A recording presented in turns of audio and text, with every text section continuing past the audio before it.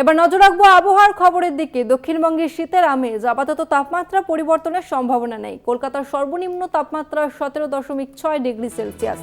রাজ্যে পরিষ্কার থাকবে আকাশ, বৃষ্টির সম্ভাবনা নেই। পশ্চিম বর্ধমান, নদিয়া, মুর্শিদাবাদ, বীরভূমে হালকা কুয়াশার সম্ভাবনা রয়েছে। উত্তরবঙ্গে হালকা কুয়াশার সম্ভাবনা রয়েছে। আরও একবার জানাবো, রাজ্যের শীতের আমেজ, আপাতত বৃষ্টির কোনো সম্ভাবনা নেই। পরিষ্কার থাকবে আকাশ এবং কলকাতার সর্বনিম্ন তাপমাত্রা 17.6 ডিগ্রি সেলসিয়াস।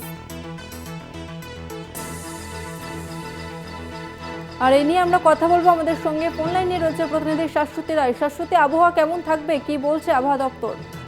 এখন শহরের তাপমাত্রা 17.6, যে স্বাভাবিকের একেবারেই একটুখানি নিচে রয়েছে।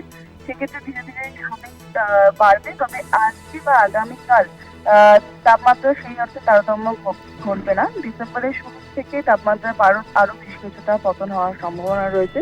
সেক্ষেত্রে দুই বঙ্গে শুষ্ক আবহাওয়ার সঙ্গে বলা যায় যে বৃষ্টির কোনো সম্ভাবনা নেই, কারণ দক্ষিণ পূর্ব বঙ্গোপসাগরে একটি নিম্নচাপ তৈরি হলেও তার কোনো প্রভাব সরাসরি বঙ্গের ওপর পড়বে না।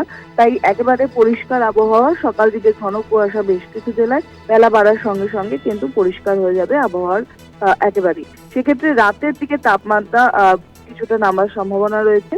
শহরের ক্ষেত্রে যা স্বাভাবিকের তাপমাত্রা থাকা উচিত তার থেকে নিচেই অতিক্রম করছে সর্বোচ্চ তাপমাত্রা। অর্থাৎ দক্ষিণবঙ্গ এবং উত্তরবঙ্গ দুই জেলার ক্ষেত্রে একই রকম পরিবেশ বজায় থাকবে এবং পশ্চিমের জেলায় পারদ পতন দ্রুত হওয়ার সম্ভাবনা জারি রয়েছে। ধন্যবাদ তোমাকে শাশ্বতী। আমরা কথা বললাম প্রতিনিধি শাশ্বতী রায়ের সঙ্গে। আরো একবার জানিয়ে রাখবো, দক্ষিণবঙ্গের শীতের আমেজ, আপাতত তাপমাত্রা পরিবর্তনের সম্ভাবনা নেই। কলকাতার সর্বনিম্ন তাপমাত্রা 17.6 ডিগ্রি সেলসিয়াস। রাজ্যে পরিষ্কার থাকবে আকাশ, বৃষ্টির সম্ভাবনা নেই। পশ্চিম বর্ধমান, নদিয়া, মুর্শিদাবাদ, বীরভূমে হালকা কুয়াশার সম্ভাবনা। উত্তরবঙ্গে হালকা কুয়াশার সম্ভাবনা রয়েছে।